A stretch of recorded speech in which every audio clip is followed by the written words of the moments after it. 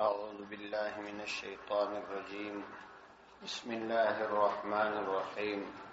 ألف لام ميم. الله لا إله إلا هو الحي القيوم نزل عليك الكتاب بالحق مصدقا لما بين يديه وأنزل التوراة والإنجيل. سورة آل عمران دي مدني سورة دي او 200 آیات دي 60 رکوعي. دا سورت د ترتیب په اعتبار باندې دریم سورت دی او د نزول په اعتبار نه اتیایم سورت دی. ورسته تر سورۃ الانفال را نازل شوی. واجد تسمیه د آل عمران لفظ دی چې په 3 نمبر آیات کې راځي چې دې توای تسمیه کل به اسم جز. مطلب دا نه دی چې په دې سورت کې ټول بحث د آل عمران روان دی، بلکې فقط د یو آیات په نامه نومولې. سورت آل عمران د مخکنی سورت بقره سره په ډیر شانو کې ډیر قوي مناسبت او رابطه لري. اول دا چې مدني سورتونه دي دواړه، دوم دا چې هغه په الف لام میم شروع شوی او دام په الف لام میم شروع شوی. دریم دا چې سورت بقره هم د دعا په ویلو پای ته رسیدلې او دا سورت هم په آخر کې د دعا په ویلو پای ته رسیږي. دا خو یې هغه لفظي مناسبتونه دي.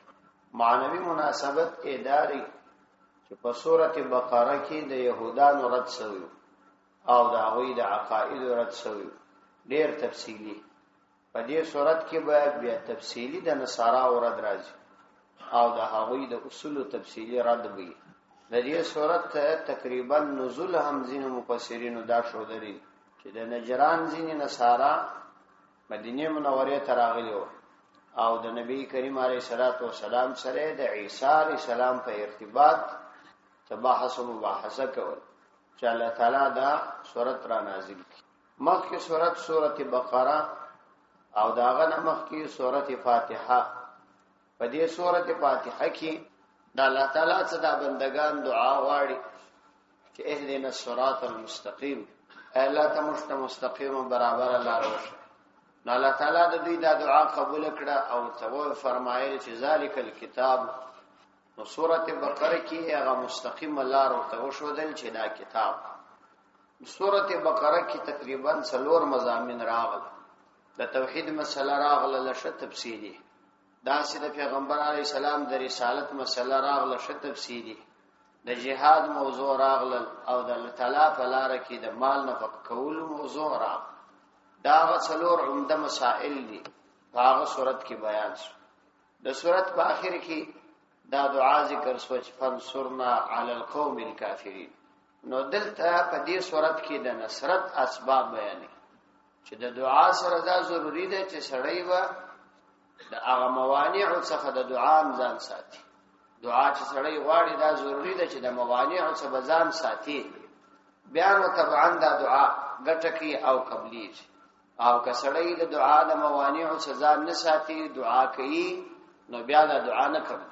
د مثال په توګه پر کافرانو د کومک غوښتنه کوي او د کافرانو امداد کوي. پر کافرانو باندې د کومک غوښتنه کوي خدای سره محبت کوي. پر کافرانو د کومک غوښتنه کوي خدای تایید کوي. نو دا هغه ټول اسباب او اعمال سره ځان ګوري چې د دعا د نه قبلېدلو ذریعہ ګرځي. نو دې صورت کې د هغه اسباب یادونه کوي چې هغه د دعا د نه قبولیت ذریعہ ګرځي. نو ګویا کې د فنصرنا علی القوم الکافرین په ارتباط تفصیلی خبره په دې صورت کې را روانه. په مخکې صورت کې یعنی سورت بقره کې د جهاد او قتال خبره وسول، دلته هم تفصیلی دا خبره را روانه. سورت بقره کې د يهودانو د ځینو شبهات جوابونه ورکړل شو. نو دلته هم تقریبا 14 خباستونه د نصاراو بیانې. دا د دې صورت د مخکنی صورت سره ارتباط دي. را روانو ترجمو کې ان شاء الله درک معلومی زیات مناسبت سره لري. تقریبا داسې معلومی لکه دا مخکنی صورت چې یو صورت او اکثر اسلامی احکامات خصوصا د جهاد په ارتباط د کورنۍ نظام د جوړولو په ارتباط او د ټولنې د جوړولو په ارتباط په دا څو سورتونو کې دا اوله ربع دا اوله حصہ د قران کریم چې د الله سفاری دا تقریبا ټول سورتونه مدني دي الا ماشاءالله یو سورت په مکی نو ټول مدني دي سورۃ الانعام به ان شاء الله. دومره خبره د دې سورت دعوه ده. دا سورۃ آل عمران په دې کې دعوه کوي د توحید په دوم آیات کې په 13 آیات کې او په 20 آیات کې او اثبات د رسالت کې د نبی علیه السلام د رسالت یادونه کوي په څلور شپته کې او پر عادات د نصاراو باندې رد دي تفصیلی او د جهاد او انفاق خبره ده. په دې صورت کې دا مسائل تفصیلا بیانېږي. خلاصه د دې صورت دا د صورت پر درو حصو تقسیم او اره حصہ بیا درې باب ده. اوله حصہ تر دروش په آیات پورې ده او دا درې باب ده. اول باب تر اول آیات دی، دوهم باب تر 25 پورې دی او دریم باب تر دروش په پورې. دومره حصہ بیا تر 101 آیات پورې ده. دریم حصہ بیا تر اخره پورې ده. په اوله حصہ کې په اول باب کې 15 خبرې راځي. اول دعوه د توحید او فراغه باندې عقلی او نقلی دلائل ویل دا په دوم آیات کې راځي. دریم دومره خبره د تخویف دی د الله تعالی د عذابونو نه بیرونه ده. دا په څلرم لسم یو لسم او دولسم آیات کې راځي. دریم خبره جواب د شبهه دی، د یو شبهه جواب دی دا په وم آیات کې راځي. او څلرم خبره تعلیم د دعا دی، د دعا طریقه شي دا په اتم او نهم آیات کې راځي. پنځم خبره تزهید دی مع البشارت سره د زیری دا په 14 آیات کې راځي. شپږم خبره بیا تخویف دی د الله تعالی د عذابونو دا بیا په 19 آیات کې راځي. نو دا د دې سورته خلاصه شو. د دې سورته کې امتیازات دادي چې دې سورته کې د نصرانیت ډېر قوي رد شوی او بل دا چې په دې کې د متشابهات او د محکمات د نزول خبر راځي په بل صورت کې بیان است. په دې صورت کې مدني اصول یعنی د ټولنې اصول تفصیلی بیان شوی چې په بل صورت کې بیا دونه نه بیان شوی. نورم زیات امتیازات لري. ترجمه ته ورغو نسی.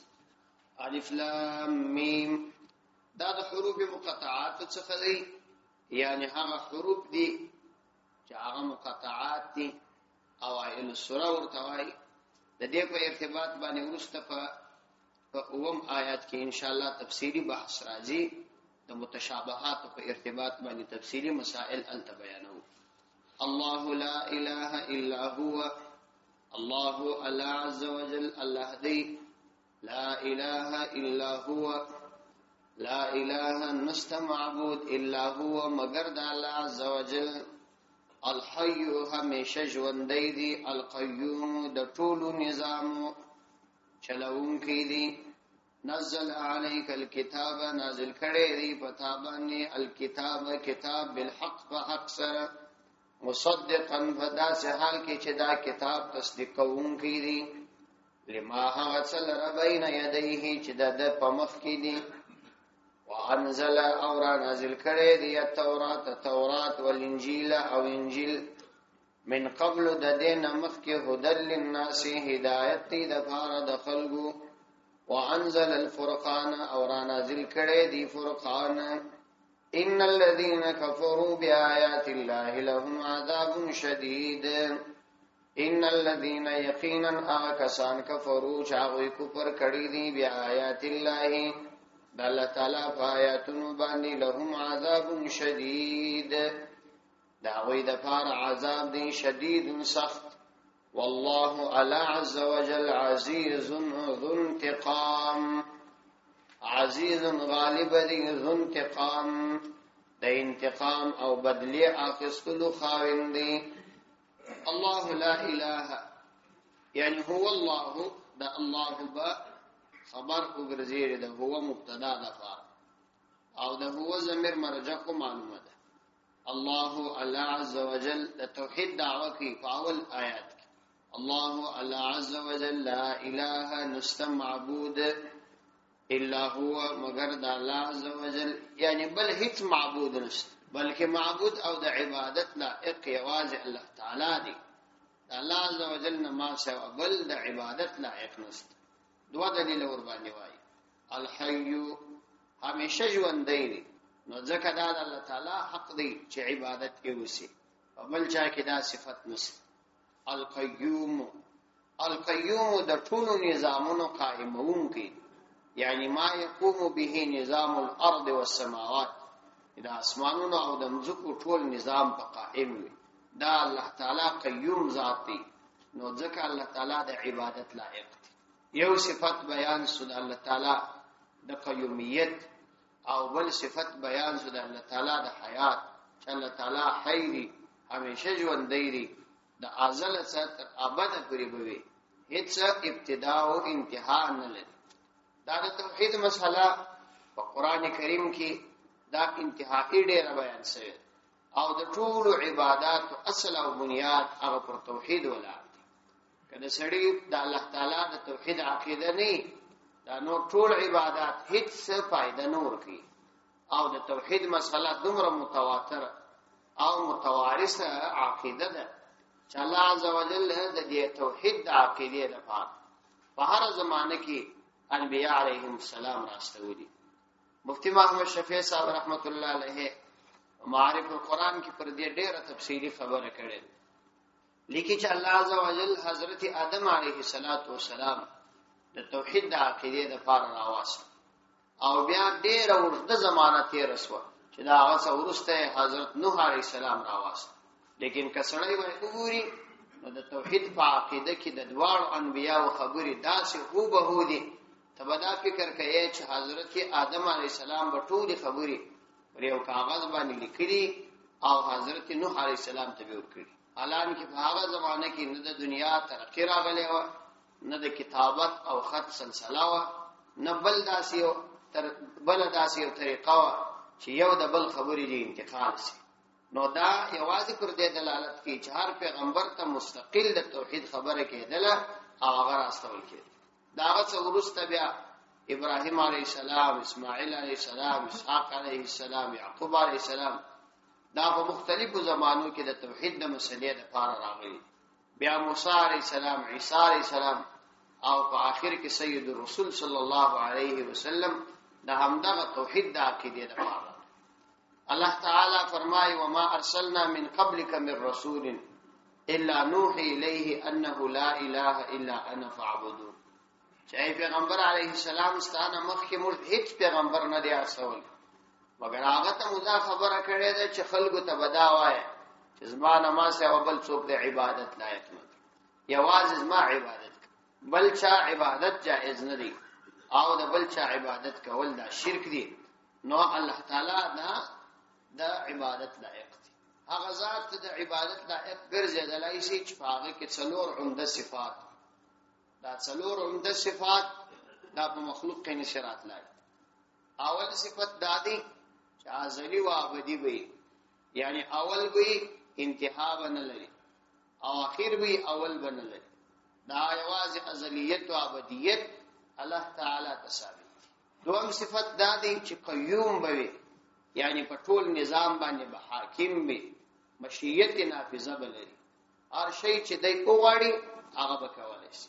الله تعالی فرمایي وما تشاءون الا ان يشاء الله، تاسو چې څه غواړئ هغه نه کیږي مگر کوم څه چې الله تعالی غواړي هغه کیږي.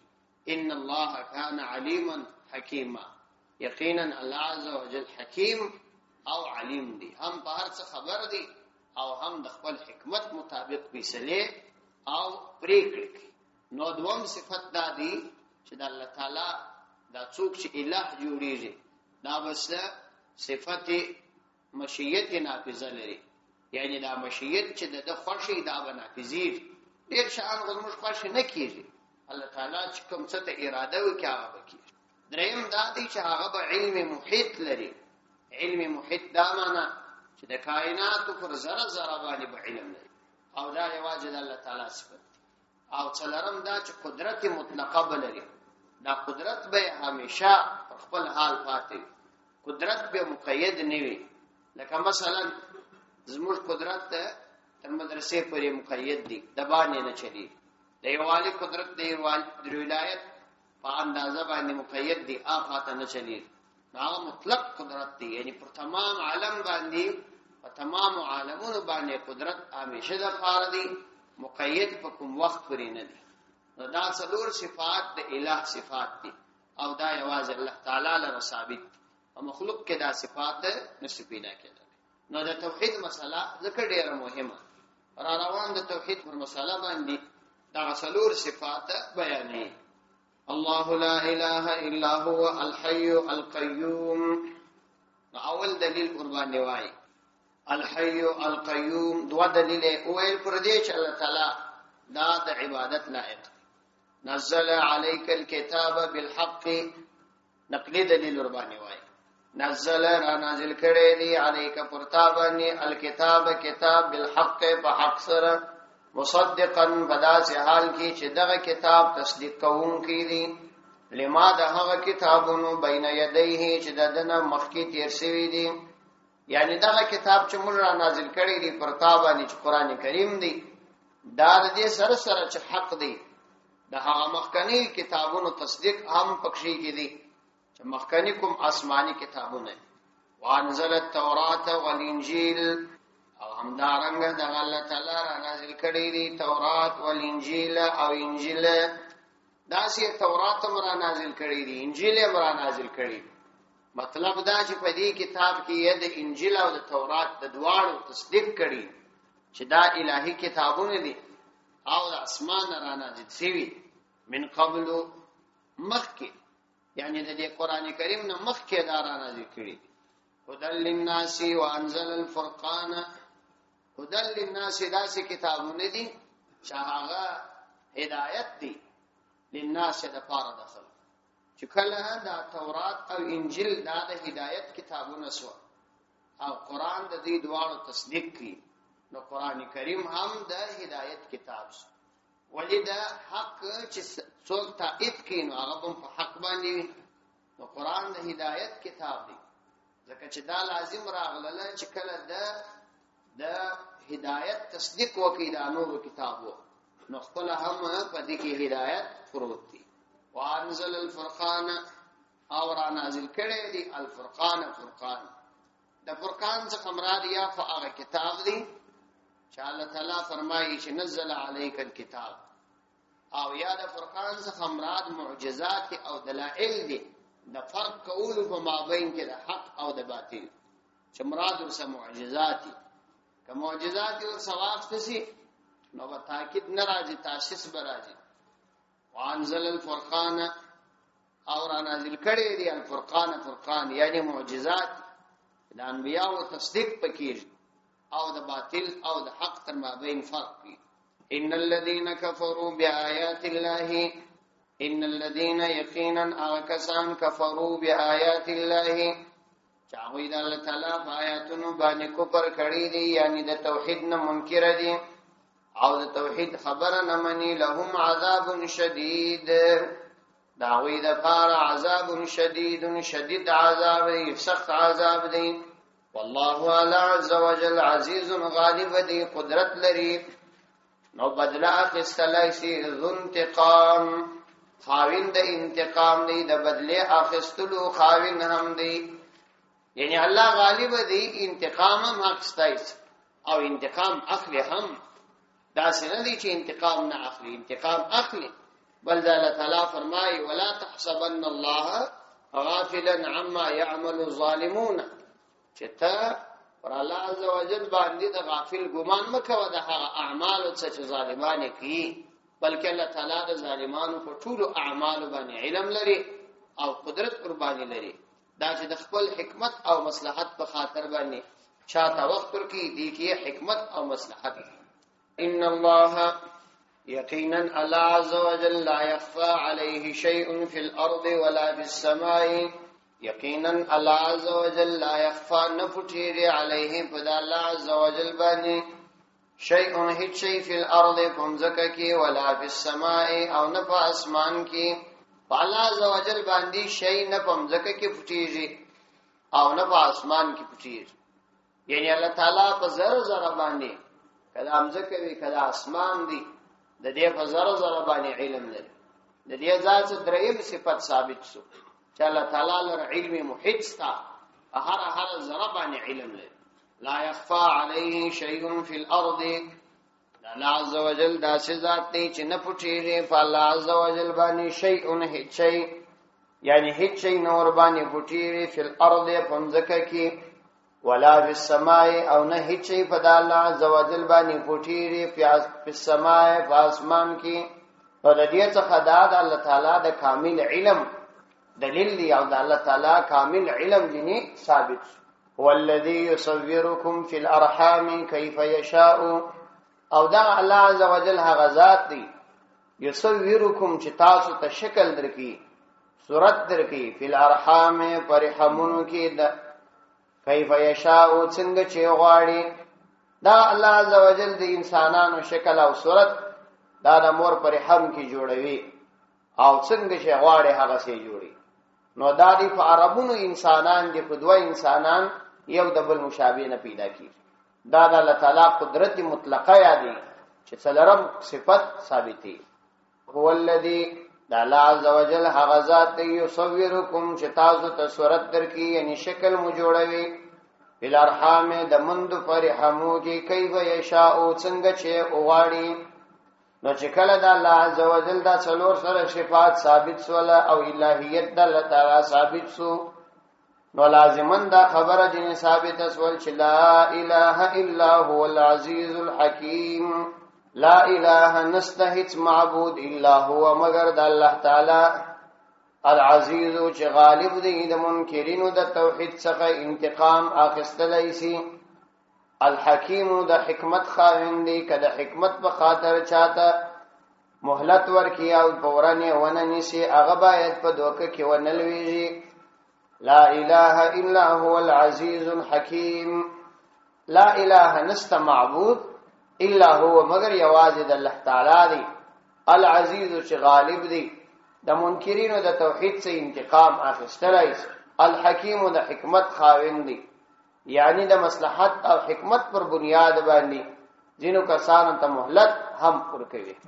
تر دې ځای پرې د توحید مسله ثابت کړه او په ازمن کې د الله تعالی د کتابونو شو د اسمان نه را نازل شوی دي د هغه ثبوت هم پیش کړي او په دې کې اشاره و دي خبرې ته ده چې په تورات او انجیل کې چې کومه خبرې راغلي دي هغه حق خبرې دي. هغه کې یو خبره ده چې نسته چې هغه د نبی کریم علیه السلام د رسالت خلاف. نور روان بحث را روانو آیاتو کې تقریبا د نصرانیت د شپږ اصول رد کړي. د نصرانیت شپږ اصول چې نصرانیان په هغه باندې اتکا کوي او ځانو ته ثابتي هغه شپږ اصول دي او پر هغه شپږ اصول باندې رد کړي. د نصرانیت یا د نصاراو اول اصل دادی چې دوی د دنیا ټول خلک دا پر غلطه باندې بولي او یوازې ځانونه حق بولي. نو دوی وایي چې دا موږ دین دا کامل دین دی او موږ بل دین ته ضرورت نه لرو. یوازې کامل دین زموږ دین دی، بل دین کامل دین نشته. کامل دین یوازې زموږ دین دی. نو الله تعالی د دې خبرې رد را روان نو نسم آیات کې کوي. نو نسم آیات راوړوي چې کامل دین خو دې ته وایي چې سړی د الله تعالی د ټول انبیاء او د ټول کتابونو عقیده ولري. نو نسم آیات کې الله تعالی د دې یادونه کوي. شهد الله انه لا اله الا هو والملائکه واولو العلم قائما بالقسط لا اله الا هو العزيز الحكيم. ان دين عند الله الاسلام. دین د الله تعالی په نزد باندې اسلام دی. وما اختلف الذين اوتوا الكتاب الا من بعد ما جاءهم العلم بغيا بينهم ومن يكفر بآيات الله فإن الله سريع الحساب. تفصیل را روان. د نصرانیت دوام اصل داري چې دوی د تثلیث عقیده ثابته بولی نقلا او عقلا. وإذا زمر د تثلیث عقیده چې دا د درو معبودانو عقیده.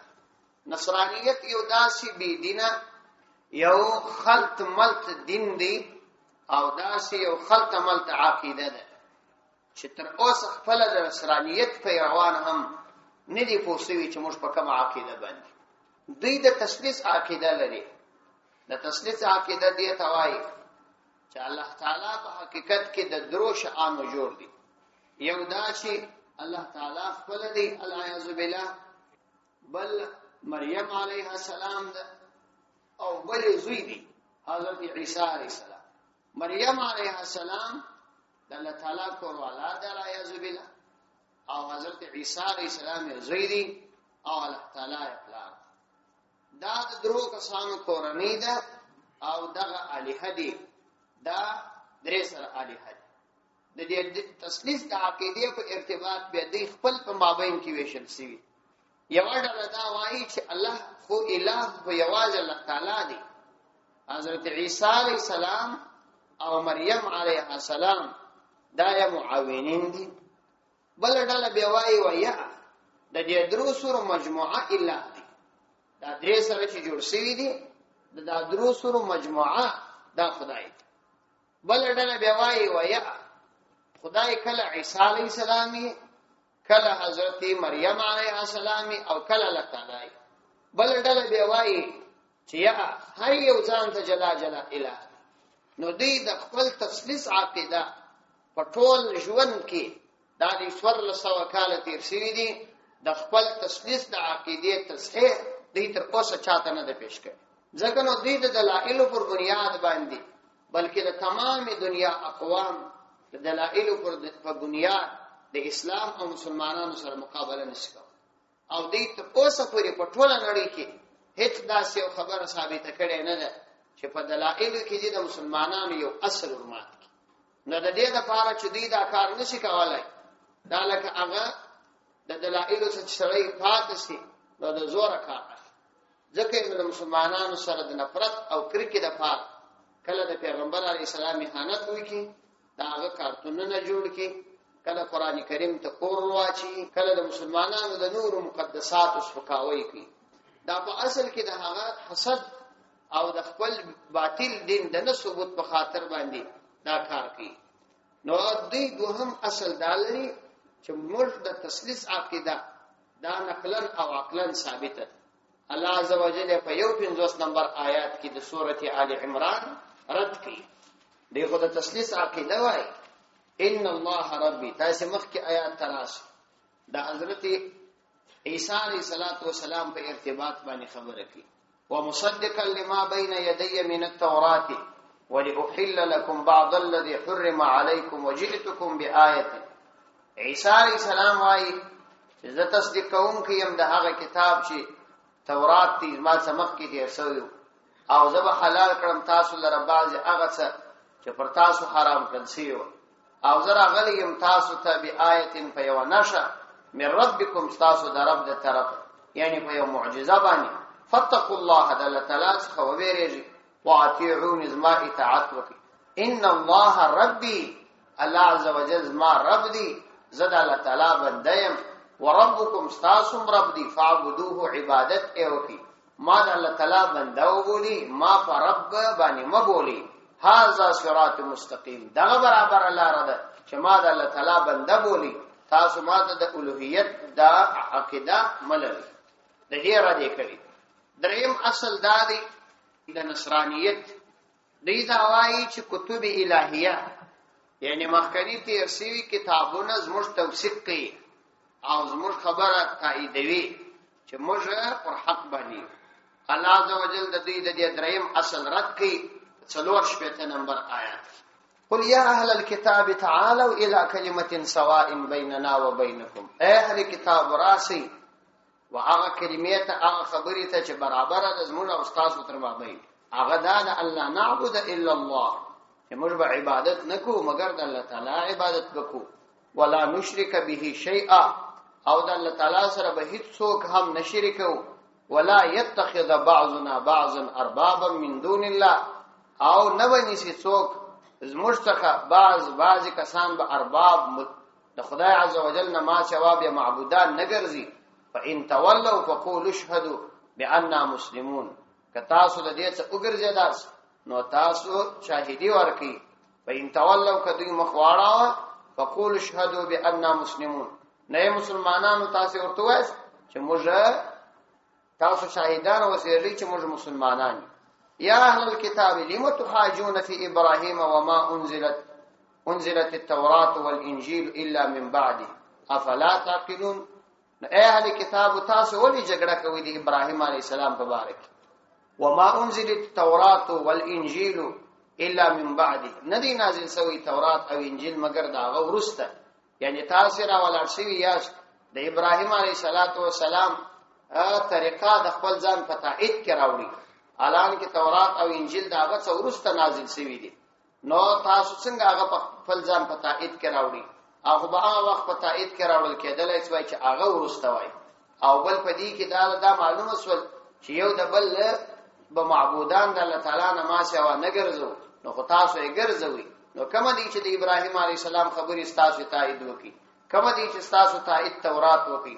کوم دي چې تاسو تایید انجیل وکي؟ تفصیل یې را روان دي. څلورم اصل د دې دادی اوسم دي د عقیده لري. دا شپږ اصول چې زه بیانوم دا د عیسویانو عقاید دي او دوی چې په نړۍ کې پر خلکو باندې ځانونه باداران بولی. دا شپږ غلط اصول یې ځان ته ایښي. څلورم اصل یې دادی چې دی وایي چې نبی کریم علیه السلام محمد صلی الله علیه وسلم کوم پیغمبر بولو هغه یوازې د عربو د لپاره پیغمبر دی، د بل چا د لپاره پیغمبر نه دی. نو د دې رد الله تعالی په یو اتیا آیات کې کوي چې دا الله عزوجل دا پیغمبر دا یوازې د عربو د لپاره نه. وَإِذْ أَخَذَ اللَّهُ مِيثَاقَ النَّبِيِّينَ. کله چې واخسته الله عزوجل د ټول انبیاء او عهد فخوعده لما آتيتكم من کتاب. هر کله چې تاسو تراغلی یو کتاب وحکمت او حکمت ثم جاءكم رسول مصدق لما معكم او بیا راغلی او پیغمبر داسې پیغمبر چې دا هغه شی تصدیق کوي چې تاسو سره دی. نو لتؤمنن به. تاسو به هغه باندې ایمان راوړئ. ولا تنصرنه او تاسو به ضرور د هغه امداد کوئ. قال الله تو فرمایل اقررتم په دې خبره مو اقرار وکړئ واخذتم على ذلكم اسري او پر دې مزما وعده واخستل. قالوا دي ټول انبیاء ول اقررنا مل اقرار وکي. قال الله ورته فرمایل فشهدوا شاهدان او سری وانا معكم من الشاهدين. نو زستاست سره د شاهدانو څخه يم. دا ندی چې د ټول انبیاء او د نبی عليه الصلاه والسلام د لپاره عهد او پوخ پیمان اخستل کیږي. کایوازې د عربو د لپاره یو ولي پوخ پیمان جنې اخستل کیږي. دا څه خدای جل قومو د لپاره نور انبیاء علیهم السلام هم راغلي. تفصیل را روان. پنځم اصل د دې داري چې دې د تسلیث عقیده لري. خو د تسلیث په عقیده کې بیا ځانونه موحدین بولي. وای موږ د توحید عقیده لرو. عقیده د تسلیث د خدای د تسلیث عقیده به د توحید عقیده بولي. دا غرض خو دې تیر سره روان آیاتو کې امر راځي. شپږم اصل د دې عیسویانو دادی چې دوی وایي چې د عیسی علیه السلام نبوت دا د تمام عالم لپاره دی او تر قیامت پورې آخري نبی دا عیسی علیه السلام. د دې رد الله تعالی په نسل آیات کې ويعلمه الكتاب او شیبا. دا الله تعالی په حضرت عیسی علیه السلام ته کتاب ورورشي والحکمت او حکمت ورورشي والتورات او تورات ورورشي والانجیل انجیل ورسولا الى بني اسرائيل. او دا رسول وی و بنو اسرائیل له بل چاته نه یوازې بنو اسرائیل لره رسول.